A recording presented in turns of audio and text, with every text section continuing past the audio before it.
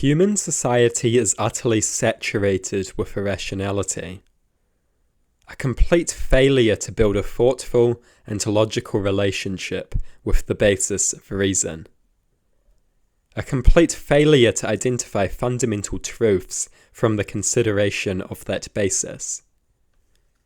Even amongst those who can make a logical progression from one point towards another, the basis of a reason remains unknown.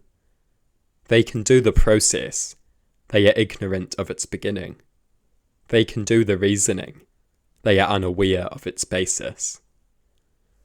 One should never underestimate the human capacity to be immensely intelligent in one regard and utterly idiotic in another. This is particularly true with regards to the subject of morality. The subject that seems to turn everyone into an utter moron. No subject is saturated with as much idiocy as this one. Reason is rare. Irrationality is the norm.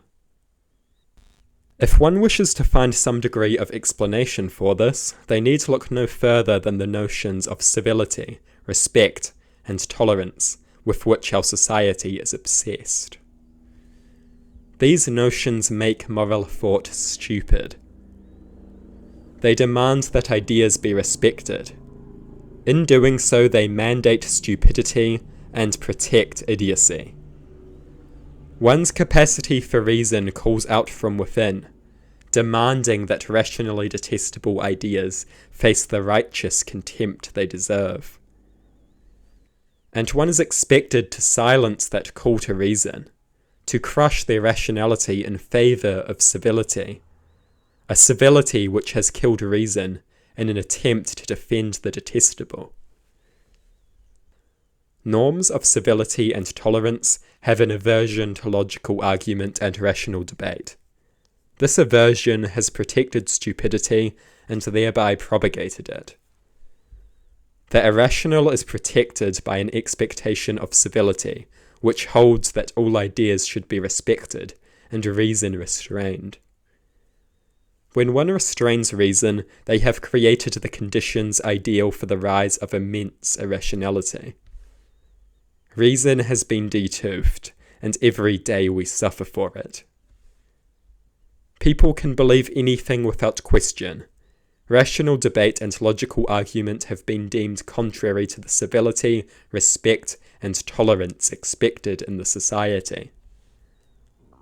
The idiotic notion that we should respect ideas protects them from reason, the only force which can keep them in line.